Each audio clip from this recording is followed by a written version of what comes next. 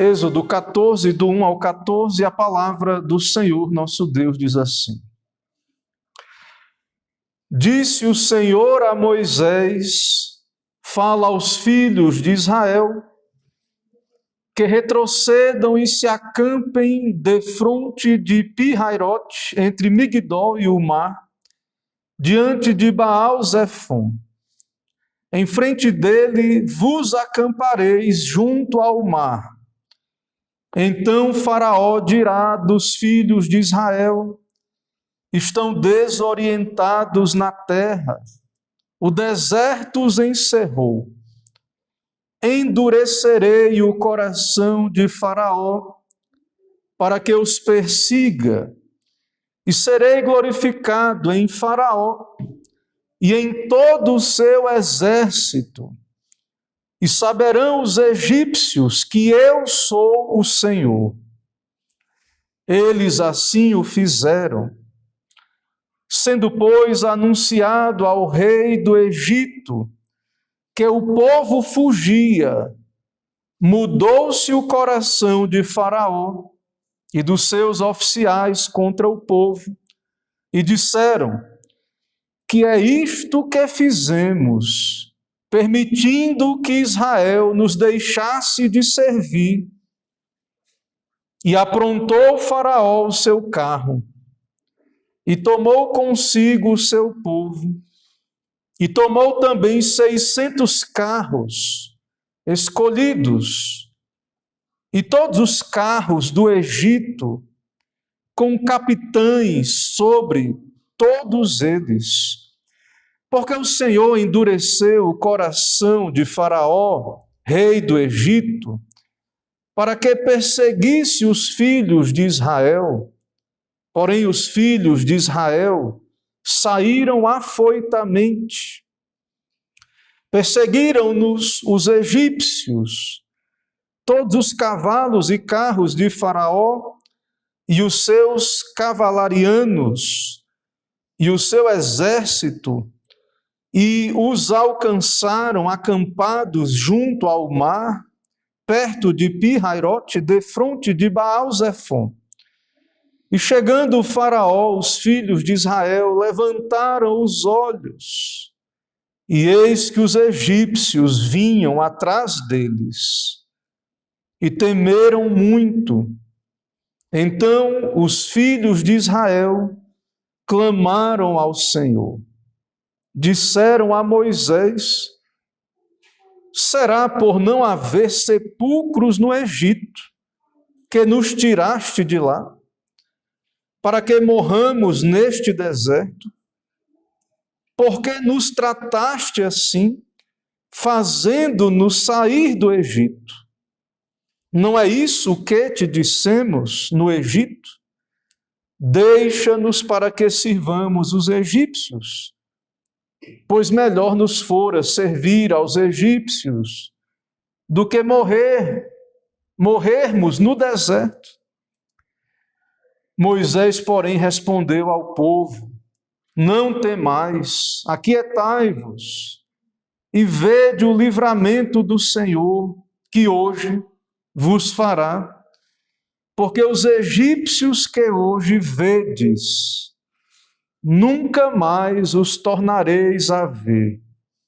O Senhor pelejará por vós e vós vos calareis.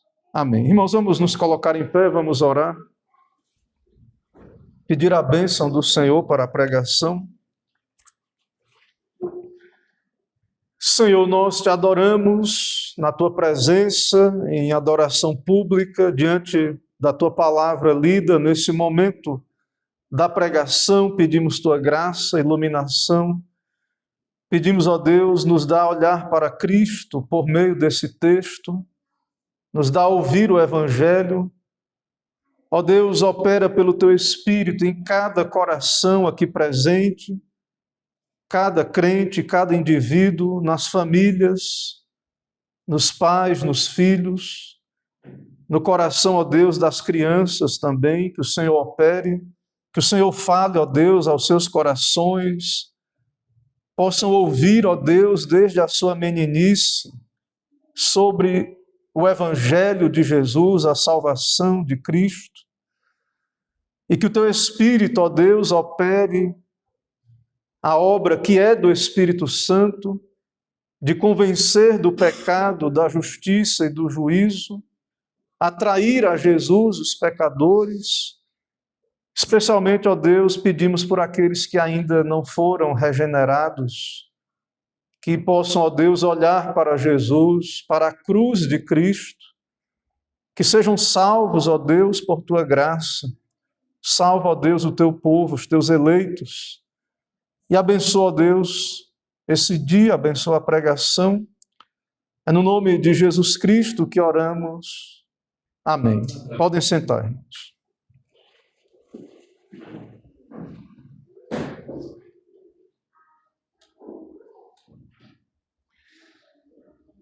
Meus irmãos, nós observamos no sermão anterior um aspecto maravilhoso da soberania de Deus, que é: todos estão exatamente onde Deus quer que estejam. Deus é soberano. Deus, o Senhor, governa sobre tudo e todos. E isso é verdade, irmãos, especialmente com relação a Israel, um povo salvo, porque além de Criador de Israel, também o Senhor é o seu Salvador e preservador. O Senhor está com o seu povo e o Senhor é o guia do seu povo. É o que vemos no texto, é o que vimos desde a passagem do sermão anterior. Na verdade, temos acompanhado isso desde o livro de Gênesis. Israel desceu ao Egito sob o comando de José pela vontade de Deus. Permaneceu no Egito os 400 anos, um número arredondado na Escritura, um tempo que Deus havia determinado, o tempo exato que Deus havia determinado, como Deus revelou a Abraão. Deus cumpriu fielmente. Agora, irmãos, o Senhor salva o seu povo, o Senhor intervém e retira o seu povo do cativeiro egípcio e guia o seu povo para fora do Egito e pelo caminho do deserto. De tal maneira que o povo está no deserto pela vontade de Deus. Quem levou o povo para o deserto foi Deus. O Senhor não escolheu o caminho da terra dos filisteus, mais curto. Possivelmente, tudo indica, havia uma estrada, mas com fortalezas pelo caminho. Haveria guerra por esse caminho. E o Senhor decidiu levar o povo, então, pelo deserto. E o Senhor explicou que o povo não estava preparado para a guerra, de tal maneira que, para poupar o povo, o Senhor levou por um caminho mais longo. Isso foi cuidado paternal de Deus, e também havia um propósito de que o povo deveria adorar no monte.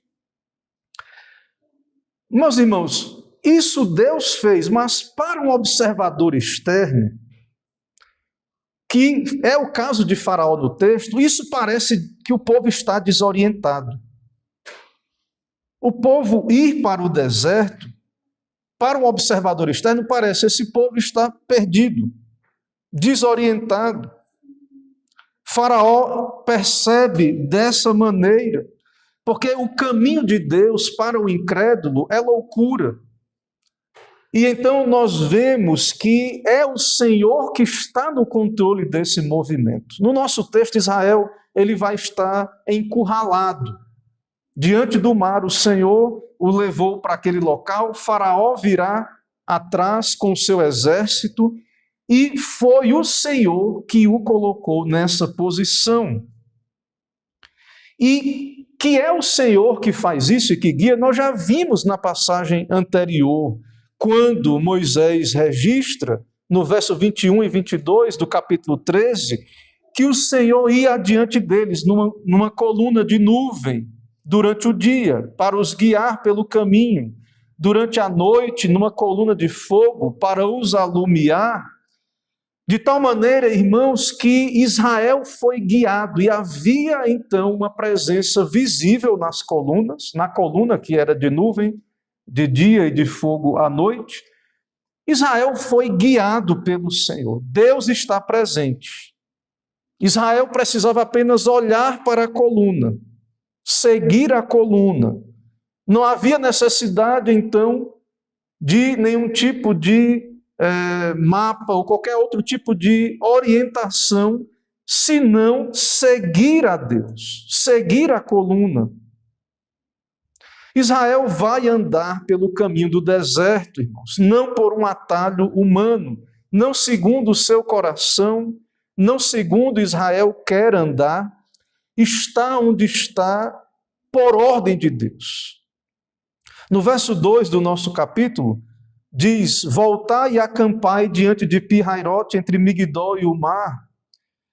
E essa, irmãos, é a condição da igreja, de todos os nascidos de Deus, são guiados pelo Espírito de Deus e pela palavra. Você não está onde está porque você quer. Não importa a circunstância da sua vida, as lutas, as dificuldades, provações, você está onde está porque Deus te colocou nessa posição e situação, porque Deus é soberano sobre tudo e todos, sobre as nossas vidas. Mas, volto a dizer, para o observador humano, externo, para o incrédulo que olha para a igreja, ele olha e observa e parece que o povo de Deus está abandonado, entregue a si mesmo. Parece que a igreja está desorientada, não sabe para onde está indo. No verso 3 do nosso texto, o próprio Faraó, ele diz, o Deus diz que Faraó vai dizer, Faraó dirá dos filhos de Israel, estão desorientados na terra, o deserto os encerrou. Ou seja, parece que estão num beco sem saída, encurralados. O ímpio vê, o incrédulo vê. E isso vai ser uma armadilha para Faraó. Isso vem de Deus, é Deus que os guiou para essa posição frágil aos olhos do inimigo. E isso, irmãos, é uma armadilha do Senhor em sua guerra contra os seus inimigos. E no verso 4 diz que, mais uma vez, o Senhor vai endurecer o coração de Faraó para que os persiga. Deus vai ser glorificado. A batalha é do Senhor. O Senhor será exaltado e terá uma vitória extraordinária. O Senhor vencerá o Egito. Ou seja, Deus é quem colocou a igreja nessa situação, aparentemente perdida, sem saída para a igreja.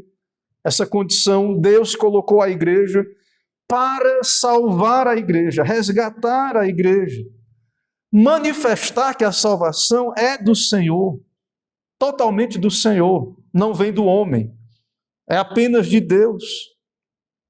E essa batalha, irmãos, contra Faraó, essa batalha que temos ali no contexto da travessia do Mar Vermelho, é um tipo da batalha maior de Cristo na cruz do Calvário. Também os homens consideraram que Cristo estava ali abandonado, perdido. Zombaram, escarneceram do Senhor, e ali naquela condição, em sua fragilidade, ao entregar a sua vida na morte, o Senhor venceu Satanás e os seus anjos. O Senhor conquistou a nossa salvação. Então, essa cena da travessia do Mar Vermelho aponta para a grande redenção do Evangelho. Deus salva o seu povo.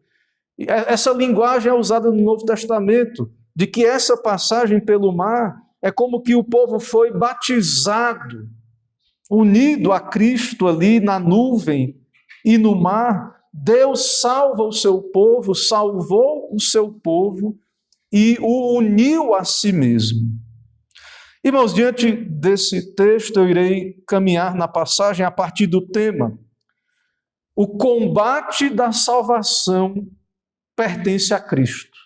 O combate da salvação pertence a Cristo. Em primeiro lugar, nesse combate, o Senhor endurece o inimigo, verso 5 ao verso de número 9. Então, nós temos aí o endurecimento do coração de Faraó, do verso 5 em diante até o 9. Foi anunciado ao rei do Egito que o povo fugia.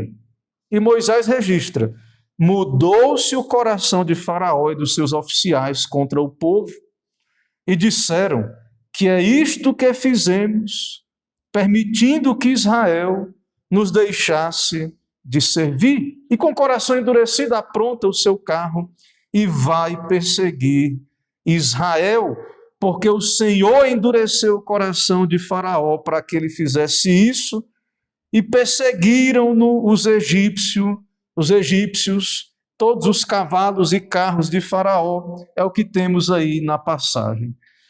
Irmãos, o Senhor domina toda a cena do campo de batalha, inclusive o coração do inimigo.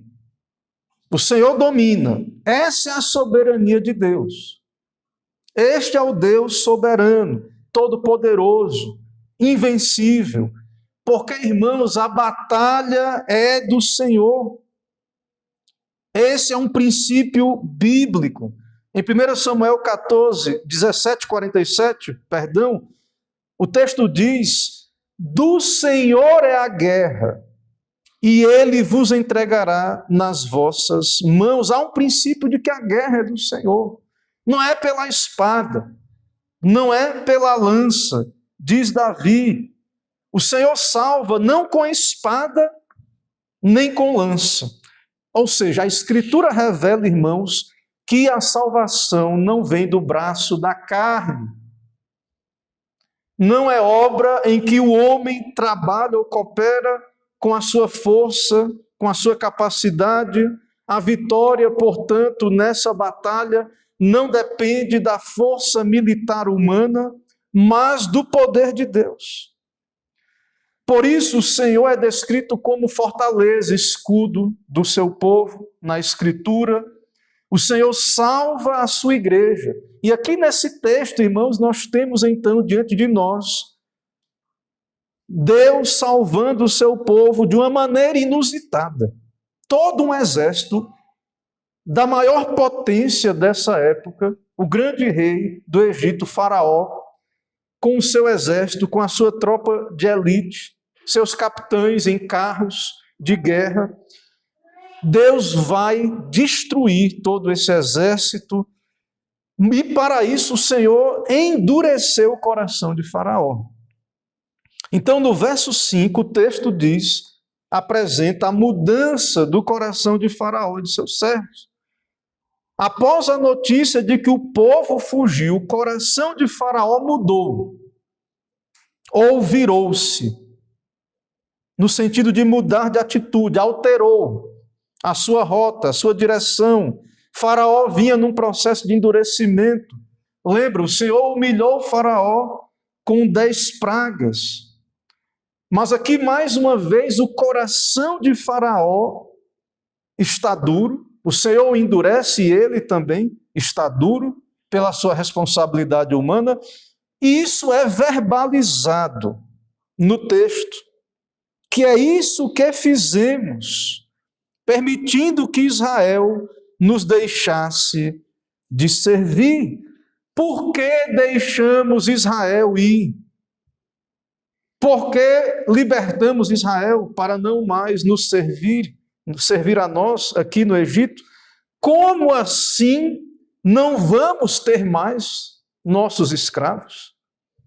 Como assim não vamos mais ter o lucro dos nossos escravos, as nossas obras de construção?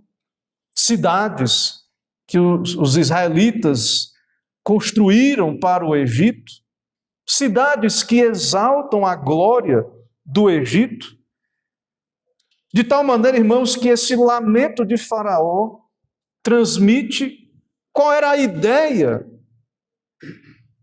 do Egito quanto aos israelitas. Para o Egito, os israelitas são seus escravos, sua posse, sua força de trabalho. Então fugiu o seu dinheiro, o seu conforto, está indo embora. 600 mil homens, mais ou menos 2 milhões de pessoas saindo do Egito. E como assim deixamos isso acontecer? E isso, irmãos, é o quê? Dureza de coração. Não é isso que diz, irmãos, a Escritura, o apóstolo Paulo, em Romanos 9, 17 e 18, que Faraó é um vaso de ira para manifestar a glória de Deus, preparado para a destruição? Então nós sabemos que isso vem da soberania de Deus. E Faraó, claro, é responsável quanto a isso. O verso 6 e 7, nós temos então a mobilização do poder militar. Nós já lemos, Faraó preparou o seu carro, 600 das melhores carruagens do Egito, homens treinados, capitães. Faraó persegue com a sua tropa de elite, e nós temos então essa mobilização. Verso 8 e 9, temos o endurecimento de Deus do seu coração e a perseguição. O Senhor endureceu o coração de Faraó. Faraó persegue Israel. Israel saiu com o braço erguido. Na nossa tradução tem aí afoitamente. Outros traduzem como corajosamente, é uma palavra então de difícil tradução, mas mais literalmente seria de braço erguido. E os egípcios alcançaram Israel em Pi-Hairote com seus cavalos, seus cavaleiros. E nós temos, irmãos, esse palco extraordinário, esse espetáculo da glória de Deus, que aponta para um espetáculo muito maior. Cristo na cruz do Calvário, a vitória de Cristo. Deus sendo glorificado em batalha contra os seus inimigos. O Senhor será, irmãos, glorificado em batalha. Ele foi aqui no Mar Vermelho, na cruz do Calvário. O Senhor atrai o seu inimigo para a armadilha, usando as suas paixões corruptas, como Cristo atraiu também todos aqueles poderes à cruz para despojá-los. Paulo fala sobre isso em Colossenses 2,15. E toda a ira e perseguição do inimigo se volta contra o próprio inimigo, para a sua destruição. Cristo esmaga a cabeça da serpente na cruz do Calvário. E isso aqui, por meio dessa sombra e tipo, isso é exemplificado aqui nessa vitória contra Faraó, que é um tipo do próprio Satanás, do inimigo de Deus. Em segundo lugar, irmãos, nós vemos, em meio a esse contexto, de que o combate pertence a Cristo, ele é do Senhor, e a igreja é desafiada a confiar. Verso 10 a 12, nós temos no nosso texto: e chegando o Faraó, os filhos de Israel levantaram os olhos, e eis que os egípcios vinham atrás deles, e temeram muito. Então os filhos de Israel clamaram ao Senhor, disseram a Moisés, e aí nós temos a queixa sobre se não havia túmulos no Egito, para que Moisés os trouxesse para morrer no deserto. No verso 12 diz: não foi isso que te dissemos? Deixa-nos para que sirvamos os egípcios. Para eles, então, eles entendiam que era melhor viver no Egito escravos do que para a liberdade. Eles murmuram, e nós temos aí o desafio para que a igreja confie. Ao olhar para um exército tão poderoso, estão encurralados, o mar de um lado e um exército do outro. Irmãos, o caminho de Deus, esse caminho é de Deus, eles estão ali porque Deus os levou, esse foi o caminho de Deus. E o caminho de Deus é o caminho da cruz, é o caminho estreito. O caminho de Deus, ele é desafiador mesmo para a igreja. O povo de Deus resgatado do Egito, resgatado da condenação do inferno, é chamado a andar pela fé e confiar no Senhor. Então veja que no texto, Israel levantou os olhos e viu Faraó, os seus exércitos, e então, pela visão natural, deixaram de olhar para Deus, para a salvação de Deus, olharam para o inimigo e ficaram aterrorizados. Verso 10, medo intenso diante da ameaça,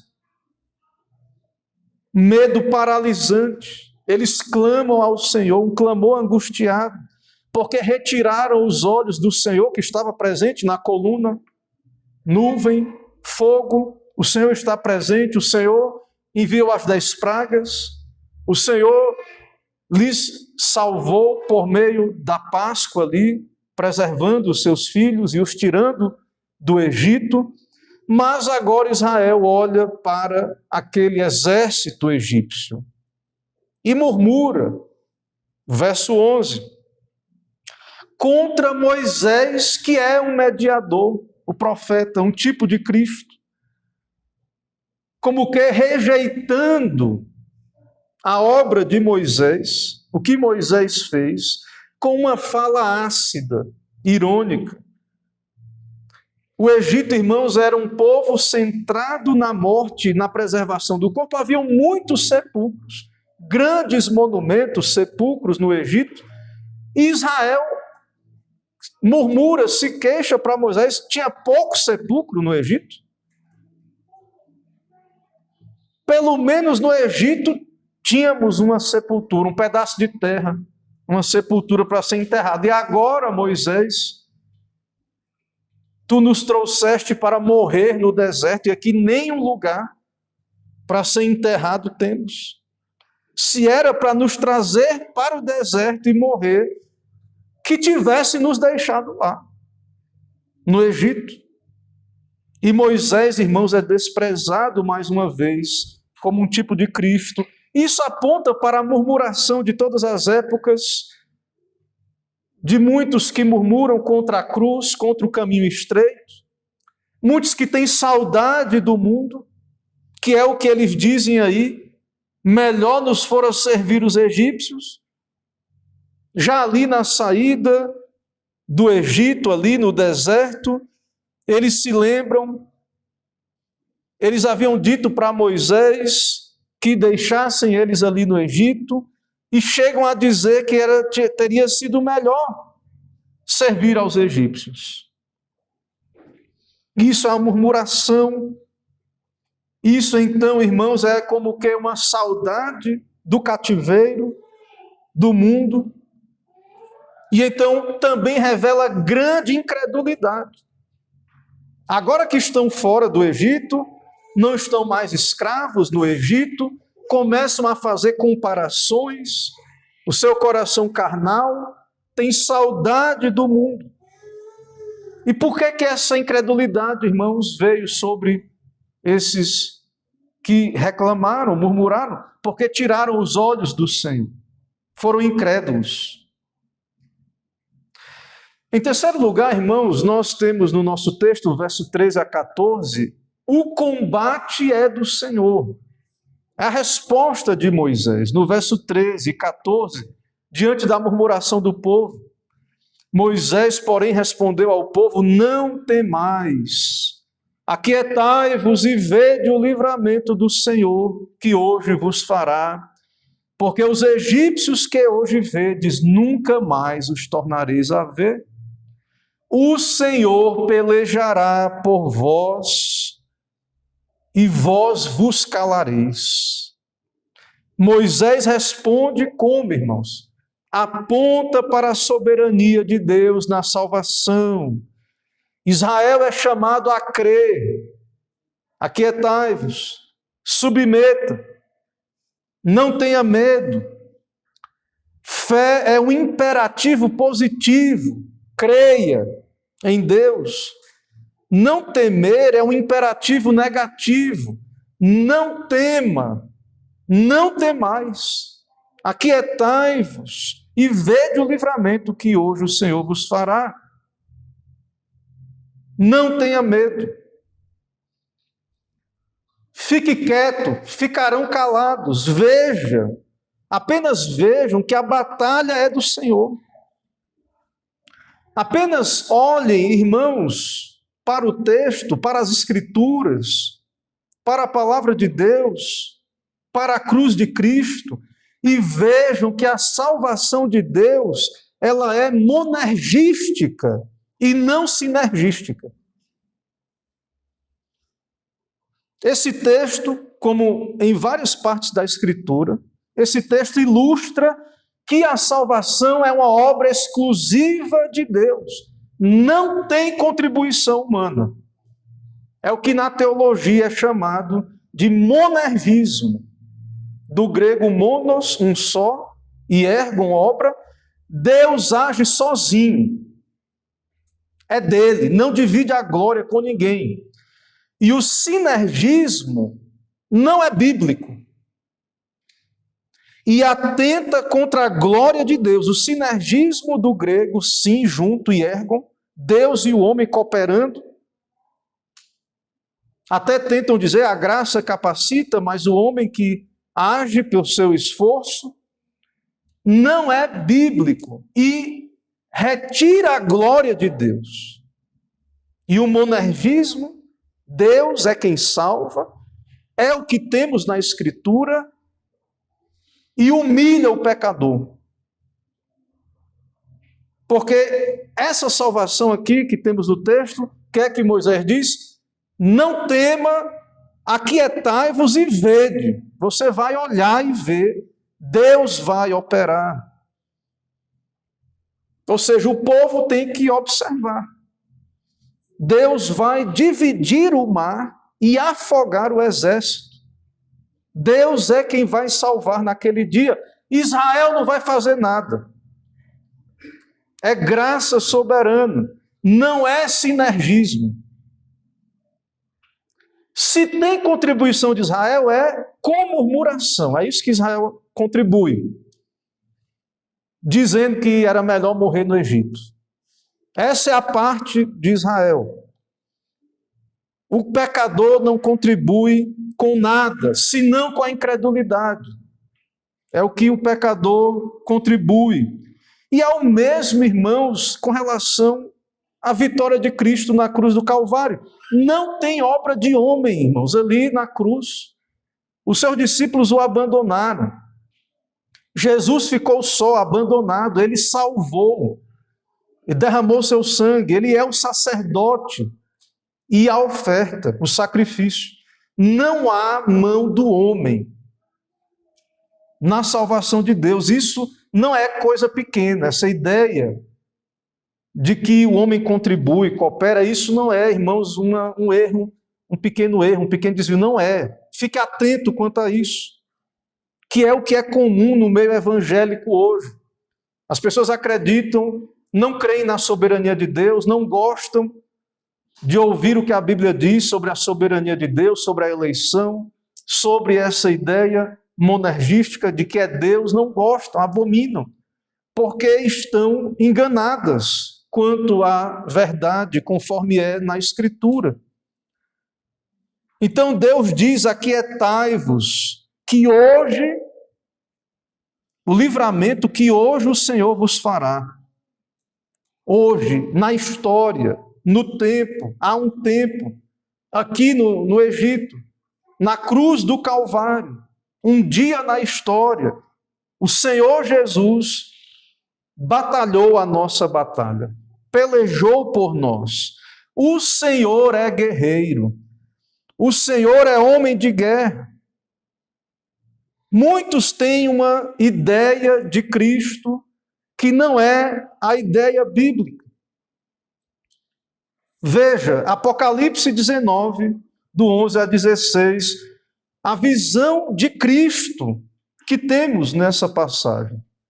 Que João escreve sobre Cristo como um guerreiro poderoso. Apocalipse 19, 11 a 16. E vi o céu aberto, e eis um cavalo branco, e o que estava sentado sobre ele era chamado Fiel e Verdadeiro, e com justiça julga e guerreia. Seus olhos eram como chama de fogo, sobre a sua cabeça havia muitas coroas, e ele tem um nome escrito que nenhum homem conhecia, senão ele mesmo. E ele estava vestido com veste banhada de sangue, e o seu nome é chamado de a Palavra de Deus. E os exércitos que estavam no céu seguiam-no sobre cavalos brancos, vestidos de linho fino, branco e limpo, e de sua boca sai uma espada afiada, para que com ela castigue as nações, e ele as governará com cetro de ferro. E ele pisa o lagar do vinho, da fúria e da ira do Deus Todo-Poderoso. E ele tem sobre a sua veste e sobre a sua coxa um nome escrito: Rei dos Reis e Senhor dos Senhores. Cristo é o guerreiro que venceu, que vence. Ele é o herói da história. Ele é o Salvador. Diante disso, irmãos, ainda aplicações finais. Por tudo que vimos aqui, irmãos, a soberania de Deus alcança todos os eventos, especialmente, claro, a salvação. A soberania de Deus não é apenas sobre as coisas relativas à salvação, não, é sobre tudo. O Senhor dirige e governa todas as coisas, não há nada aleatório. E também todos os eventos, não há circunstância aleatória. Eu não sei em que situação você se encontra. Alguma provação, alguma luta, talvez alguma questão, luta espiritual, ou alguma questão também quanto à vida terrena, mas Cristo sabe, o Senhor é soberano sobre isso. É como vimos no texto, irmãos, Israel acampou onde Deus quis. Nós estamos onde Deus quer. Especialmente como crentes, nós somos guiados por Deus, pelo seu Espírito. A igreja está onde está porque Deus quer. Cristo é o anjo da presença. No capítulo 14, o nosso capítulo, veja aí no verso 19. Então o anjo de Deus ia adiante do exército de Israel. Cristo com a igreja. O anjo de Deus ia. Cristo, o anjo da presença no meio do seu povo. Por isso, olhe pela fé para Cristo. Olhe para Cristo. Nós vivemos numa sociedade audiovisual, repleta de vídeos, de imagens. Mas, irmãos, a tentação de andar por vistas não é algo novo. E Cristo deve ser visto pelos olhos da fé, pela pregação, pela iluminação do Espírito. Então, como nós devemos olhar para Cristo hoje? Não há coluna de fogo, não há nuvem nos guiando. Cristo governa pela palavra e pelo Espírito. Portanto, não se afaste da pregação, não se afaste da leitura da Escritura, em todas as circunstâncias. Se você está passando por provações, lutas, não temas. Deus está no controle. Não olhe para os poderosos dessa terra. Não fique só olhando ali. Não que seja errado, você vê as notícias. Mas quantos não olham para Cristo?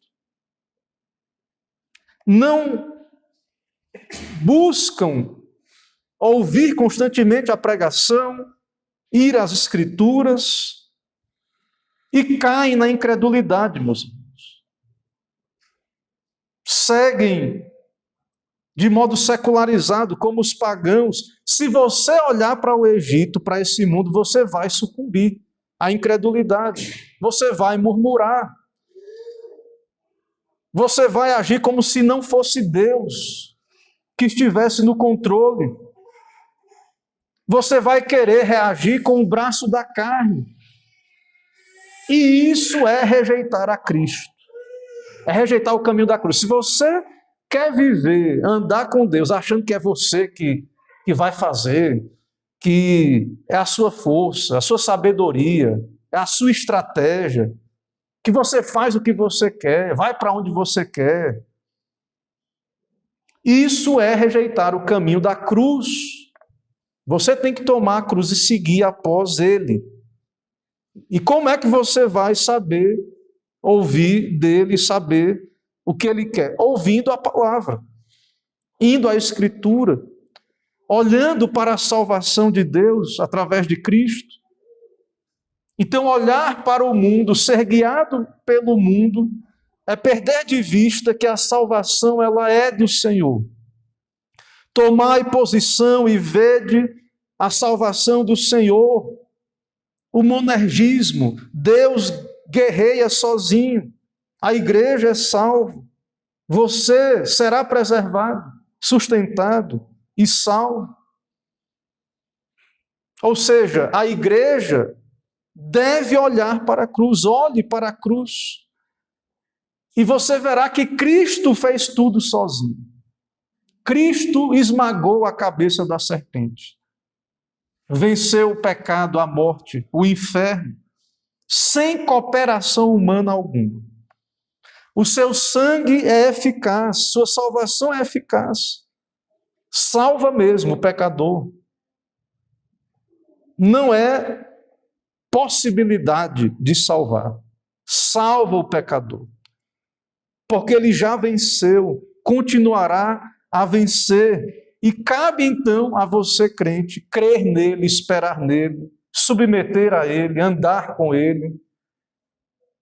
Jamais tirar os olhos dele, adorá-lo, servi-lo, obedecê-lo, sabendo que a salvação é toda dele. Ele é quem guerreia e nós, por sua graça, somos alistados no seu exército, mas não lutamos como que para nos salvar, mas como já salvos, aguardando finalmente a salvação que vem, irmãos, completamente dele. Que o Senhor, então, nos ajude, irmãos. Que o Senhor nos dê paciência em qualquer circunstância de tribulação, que você confie em Deus e que rejeitemos de todo qualquer ideia de cooperação humana quanto à salvação, que isso não tenha lugar algum no nosso meio, no nosso coração, porque não é bíblico e, de fato, isso retira a glória de Deus. A salvação de Deus, o Evangelho e a pregação verdadeira vai humilhar o pecador. E nós precisamos da pregação conforme a Escritura, porque essa é a pregação que Deus vai usar para salvar.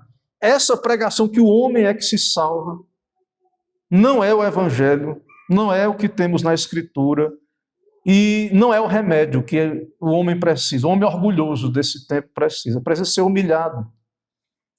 Então, precisamos, irmãos, disso. Que o Senhor, então, nos ajude, nos abençoe.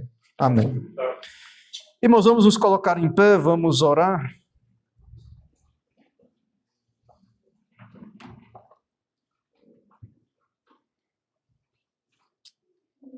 Senhor Deus, Santo, Todo-Poderoso, único Deus, Salvador, te adoramos, ó Deus, diante da Tua palavra, desta salvação que é do Senhor. E nesse momento, ó Deus, pedimos, opera no coração dos pecadores ainda não regenerados. O Senhor sabe, ó Deus, a circunstância em que cada pecador está, especialmente os Teus eleitos ainda não regenerados. Envia o Teu Espírito, a Tua palavra. Quanto aos crentes, ó Deus, fortalece a fé. Ó Deus, que cada crente olhe para Cristo, ande com Cristo. Ó Deus, que o Senhor não permita que os crentes se deixem levar pelo mundanismo, viver como pagãos seculares, ter saudades do mundo. Ó Deus, chama o Teu povo, atrai o Teu povo para que ande no caminho do Senhor. Nos dá um bom dia, ó Deus do Senhor, nos dá uma boa semana. Ó Deus, nos fortalece a fé, nos dá combater o bom combate do Senhor, sabendo que o grande combate é do Senhor e já foi vencido.